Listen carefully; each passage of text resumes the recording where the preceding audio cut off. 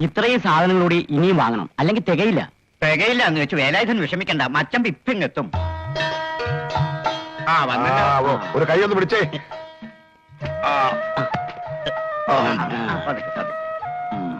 എവിടെയായിരുന്നു മച്ചമ്പി ഇതുവരെ? സാധനങ്ങൾ എത്താതെ വേലായുധൻ കിടന്ന് ബഹളം വെക്കാൻ തുടങ്ങി. തിരക്കൊഴിച്ചിട്ട് ചന്തയിലോട്ട് കേറാൻ പറ്റുമോ? ഉള്ള വില വാങ്ങില്ലേ അവന്മാര്? വേലായുധാ, ആവശ്യത്തിൽ കൂടെ സാധനം മേടിച്ചിട്ടുണ്ട് എന്ന് വെച്ച് എല്ലാം കൂടെ വെട്ടിയടിച്ചങ്ങ് തള്ളരുത്. മിച്ചമുള്ളത് തിരികെ കൊടുത്ത് കാശ് വാങ്ങിക്കാനുള്ള ഏർപ്പാട് ചെയ്തിട്ടാ ഞാൻ വന്നിരിക്കുന്നത്. എല്ലാത്തിനും ഒരു ന്യായം വേണ്ടേ മച്ചമ്പി? പിന്നെ വേണ്ടേ? ഓ, ഈ മച്ചമ്പിയുടെ ഒരു ബുദ്ധി. അയ്യോ, ഇതൊന്നും നമ്മുടെ ബുദ്ധിയല്ല. അപ്പം ദൈവം നമുക്ക് ഉപദേശിച്ചു തരുന്നല്ലേ. എല്ലാം മുത്തപ്പന്റെ കടാക്ഷം. എന്താണ് മച്ചമ്പി? എന്താ ഇത്? കല്യാണം നാളെയല്ലേ? ആരാ ഇവരൊക്കെ? അത് പെണ്ണിന്റെ ആൾക്കാരാ.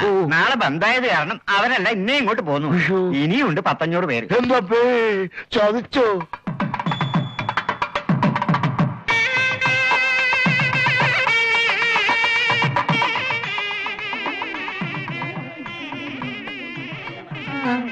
വന്നട്ടെ, രാവിലെ എത്തുന്നു വിചാരിച്ചതാ. അകത്തോട്ടിരുന്നട്ടെ. ചന്ദ്രി, ആരോ നാരങ്ങയൊക്കെ അവിടെ കൊണ്ടുവച്ചു ഉച്ചെടുത്ത് കാണും. നല്ല ആളാ. ഇവിടെ വന്നിട്ട്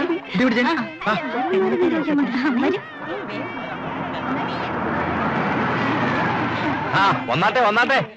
നമസ്കാരം. നമസ്കാരം. ഞാൻ വിചാരിച്ചു ഈ മേനോനെ താൻ മറന്നു കാണുമെന്ന്. നന്നായി. എന്നാ പിന്നെ ഞാൻ ഇതുവരെ വരണോ? അല്ല മേനോനെ, ഒരിടത്തും കാണാത്ത ഒന്നാണല്ലോ പെണ്ണ് വീട്ടുകാർ ചെറുക്കന്റെ നാട്ടിൽ വന്ന് കല്യാണം നടത്തുന്നത്. എല്ലാവർക്കും ഈ ഒരൊറ്റ ചോദ്യമേ ഉള്ളൂ. ഇതിൽ അത്ഭുതപ്പെടാനൊന്നുമില്ല. എല്ലാത്തിനും കിടന്നോടാൻ ഞാൻ മാത്രമല്ലേ ഉള്ളൂ പണിക്കരെ. അത് മനസ്സിലാക്കി ചെറുക്കന്റെ അച്ഛനാ ഇങ്ങനൊരു നിർദ്ദേശം വെച്ചത്. എന്നാ പിന്നെ അങ്ങനെ ആയിക്കോട്ടെന്ന് ഞാനും പറഞ്ഞു. അത്രേ ഉള്ളൂ. വാ, നമുക്ക് അകത്തോട്ടിരിക്കാം. വാ വാ. നിങ്ങൾ വരികയല്ലേ? ആ പിന്നെ അറിയാം.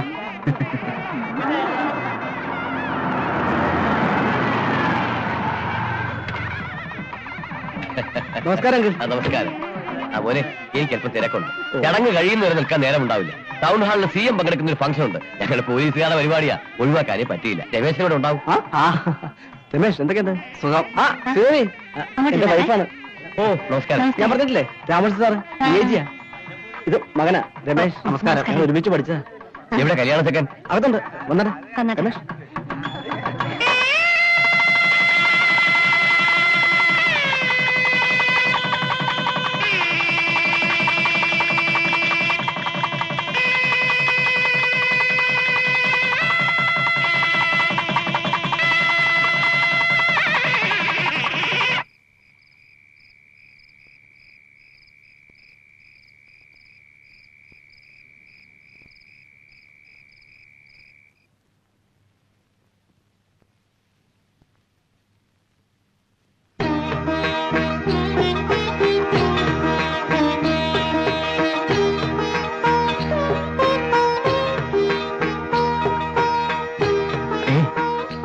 എന്താ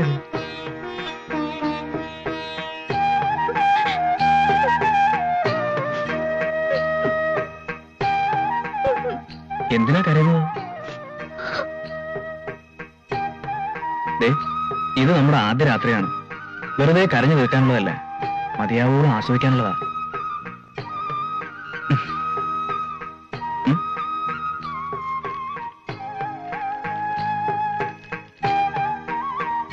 ഞാൻ ഭാഗ്യവതിയാണ്. ഒരു വിവാഹത്തെക്കുറിച്ച് സ്വപ്നം കാണാൻ പോലും അർഹതയില്ലാത്ത എനിക്ക് അങ്ങയെ ഭർത്താവായി കിട്ടിയതിൽ ഞാൻ ദൈവത്തിനോട് നന്ദി പറയുകയാണ്. വായ് തുറന്ന് മിണ്ടാൻ പോലും കഴിയില്ലെന്നറിഞ്ഞിട്ടും എന്നെ ഭാര്യയായി സ്വീകരിച്ച അങ്ങയെ ഞാൻ എന്റെ ജീവന്റെ ജീവനായി സ്നേഹിക്കും. ദയവായി ഈ ഊമയെ വെറുക്കരുത്. ആര് പറഞ്ഞ എന്റെ മായക്കുട്ടിക്ക് മിണ്ടാൻ കഴിയില്ലെന്ന്? ഈ കണ്ണുകൾ സംസാരിക്കുന്നുണ്ടല്ലോ. ഈ ഉള്ളു മുഴുവൻ സ്നേഹമാണെന്ന് അറിഞ്ഞുകൊണ്ടാ നിന്നെ ഞാൻ ഇഷ്ടപ്പെട്ടത്.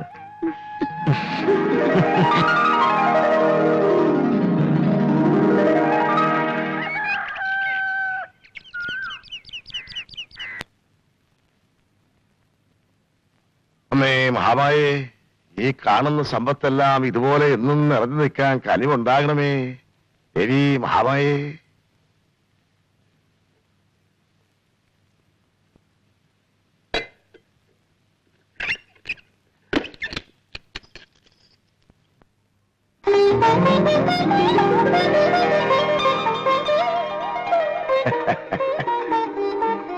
എന്റെ അമ്മേ, ഞാൻ എന്താ ഈ കാണുന്നേ? ലക്ഷ്മി പൂജ കഴിഞ്ഞ് തിരിഞ്ഞതും സാക്ഷാൽ മഹാമായ മുന്നില് മനോഹരമായ ചായ. പെൺകുട്ടികളായാൽ ഇങ്ങനെ തന്നെ വേണം. ആ, ഇന്നു മുതല് നീയാണ് ഈ വീട്ടിലെ മഹാലക്ഷ്മി. എന്നും രാവിലെ മോളെ കനുകണ്ടിട്ട് വേണം ഈ അച്ഛൻ ഉണരാൻ.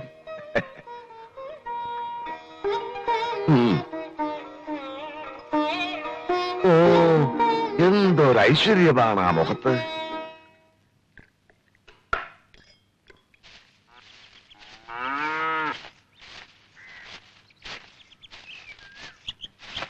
എന്റെ ദൈവമേ, ഞാൻ എന്തേക്കും? ഓളോടാരാ ഇതൊക്കെ ചെയ്യാൻ പറഞ്ഞേ? ഇതൊന്നും ശീലമില്ലാത്ത കുട്ടിയല്ലേ? ഇതങ്ങോട്ട് കുടിച്ച്. ഹാർലിക്സാ, അടുക്കള കയറി അമ്മ തന്നെ ഉണ്ടാക്കിയതാ. കുടിക്ക്. ഇങ്ങോട്ടിരുന്നേ. മോള് കുടിക്കുവോ? ദേ, അമ്മ ഒരു കാര്യം പറയട്ടെ, ഇത്തരം പണികളൊന്നും മോള് ചെയ്യരുത്. ഇതൊക്കെ നോക്കാൻ ഇവിടെ വേറെ 3 പെണ്ണുങ്ങളുണ്ടെന്നേ. ദേ, അവരോടൊന്നും മോള് അധികം അടുത്ത് ഇടപെടാണ്ട. വൃത്തികെട്ട ഇനങ്ങളായില്ല. ആ മൂത്തവളില്ലേ, ചന്ദ്രിക, ദരിദ്രവാസി. കാശിന് വകയില്ല. മുഖത്ത് നോക്കി ആ ദിവസം വെള്ളം കിട്ടില്ല. പിന്നെ രണ്ടാമത്തോള്, ആ ഉണ്ടപത്രോസ്, ആഹാ പഴയ. സംസാരിക്കാൻ കൂടി കൊള്ളില്ല. എന്തെങ്കിലും പറഞ്ഞ കലിതുള്ളി വരുമെന്ന്. ഒരിക്കലേ എന്റെ നേരെ കയ്യൂങ്ങി അവള്. കേക്കണോ കഥ?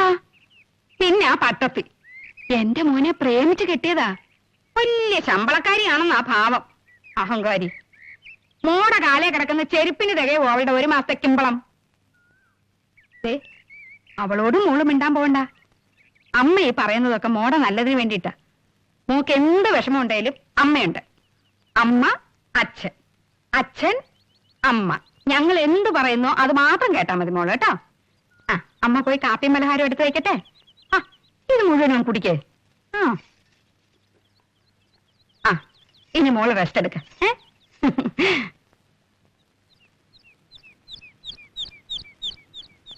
നോക്കി നിൽക്കാതെ കുറച്ച് ചോറുകൂടി വിളമ്പ്. അയ്യോ വേണ്ട, ഞാൻ രാത്രി അധികം ഭക്ഷണം കഴിക്കാം. തന്നെ കൂടുതലാ. ഞാനാണെങ്കിൽ നേരെ മറിച്ച 4 നേരവും സുഭിക്ഷമായിട്ട് ഭക്ഷണം കഴിക്കും. അതാ എന്റെ ഒരു ശീലം. ലേശം കൂടി കൊണ്ട് വിളപ്പിക്കേ. മേനോനെ, ഞാനൊരു കാര്യം പറഞ്ഞാ ഒന്നും തോന്നരുത്. പല നാട്ടിലും പോയി ഈ പഞ്ഞുമില്ല് നടത്തി കഷ്ടപ്പെടുന്നതിനേക്കാൾ ഇവിടെയെങ്ങാനും ഒരു ഇരുമ്പ് കമ്പനി തുടങ്ങി കൂടെ. അതാകുമ്പോ വയസ്സുകാലത്ത് മേനോന് വിശ്രമിക്കാം, ജയദേവിന്റെ കാര്യങ്ങളൊക്കെ നോക്കി നടത്തുകയും ചെയ്യാം. ഞാനും അത് സൂചിപ്പിക്കാണ്ടിരിക്കുകയായിരുന്നു. എന്താ രണ്ടാൾക്ക് ഇരുമ്പിനോട് ഇത്ര പ്രിയം? ഇരുമ്പാണെങ്കിൽ തുരുമ്പ് പിടിച്ചാലും കിലോ കണക്കിന് തൂക്കി വിറ്റ് കാശാക്കാം. ഈ പഞ്ഞിയാകുമ്പോ ഒരു തീപ്പൊരി വീണാ മതി, എല്ലാം തീർന്നില്ലേ? നമുക്ക് ആലോചിക്കാം.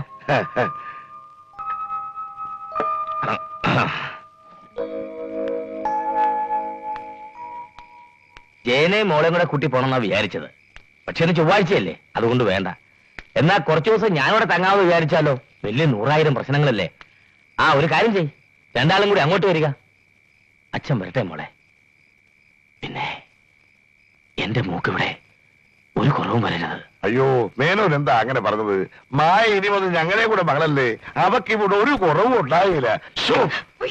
എന്ത് പ്രാന്തായി കാണിക്കുന്നു? ആ, പോടി അവിടുന്ന്. പ്രാന്തൊന്നുമല്ല, കൊച്ചിന്റെ മുഖത്ത് കൊതു കളിക്കാനില്ലേ?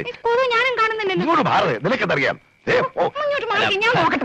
കൊതു കൊച്ചിന്റെ മുഖത്ത് കളിച്ചിട്ടുണ്ട്. ഞാൻ പറയട്ടെ, രാത്രി യാത്രയില്ല. ഓ,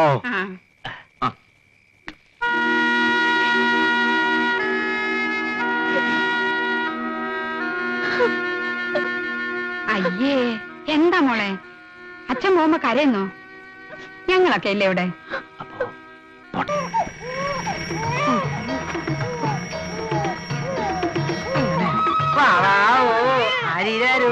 അച്ഛന്റെ മോൻ കരയണ്ടേട്ടാ. അച്ഛനിപ്പോ കുളിച്ചിട്ട് വരേ. തക്കിട് മോൻ കരയണ്ടേ? പോരാട്ടാ.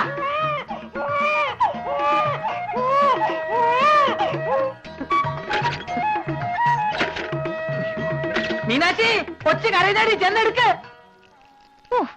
എണീറ്റ് കുംഭകർണൻ തന്നെത്താൻ ഒന്ന് എടുത്ത് നോക്കിയാലെന്താ? കൈ കൊള്ളൂ.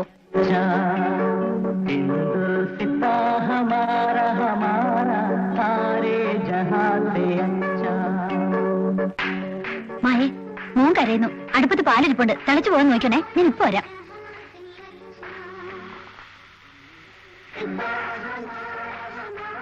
മോളെ, ഈ അടുക്കളപ്പണിയൊക്കെ നിന്നോട് ചെയ്യണ്ടെന്ന് അമ്മ പറഞ്ഞിട്ടില്ലേ? അതൊക്കെ അവിടെ കിടന്നോട്ടെ, ഞങ്ങൾ നോക്കിക്കോളാം. എവിടെ ഇരുന്നേ? നോക്ക്, ഈ മുടി പിന്നിരിക്കുന്ന ഇങ്ങനെയാ മുടി പിന്നുന്നേ? ഓ, മോൻ ഉറങ്ങിക്കോട്ടോ. ഉറങ്ങിക്കോ. നല്ലോണം ചീകി പിന്നി പൂവൊക്കെ വെച്ച് വേണം നടക്കാൻ. ഇപ്പൊ അസലൊരു തമ്പരാട്ടിക്കുട്ടിയെ പോലെയായി. ഇനി മോളി ടി വി കണ്ടോളൂ. എന്താണ് ധൃതി? പെണ്ണിനെ പരിചയപ്പെടുത്തട്ടെ. അല്ല, അതെല്ലാവർക്കും അറിയാലോ. എന്നാലും പെണ്ണിനെ കൂടെ ഒന്ന് പരിചയപ്പെടുത്താം. ഈശ്വര, കുഞ്ഞിനെ എന്തു കൊടുക്കും? മുഴുവൻ തിളച്ചു പോയല്ലോ. ഈ നിൽക്കണ എന്റെ മോള് മാളുവാണ് വധു. കല്യാണം കൊട്ടാരം വീട്ടി വെച്ച് തീയറിയ മുഹൂർത്തമൊക്കെ എല്ലാവരെയും ഞാൻ അടുക്കളയിലോട്ടൊന്ന് കയറി നിന്റെ സൗന്ദര്യം തേഞ്ഞു പോവോ? നീ ഒരു പെണ്ണല്ലേ? കുഞ്ഞിന് കൊടുക്കാനുള്ള പാല തിളച്ചു പൊന്താ നോക്കണം നിന്നോട് ഞാൻ പറഞ്ഞതല്ലേ? വന്നിരിക്കുന്ന ഒരു അകത്തമ്മ വിളിച്ചു നിക്കണുണ്ടല്ലേ?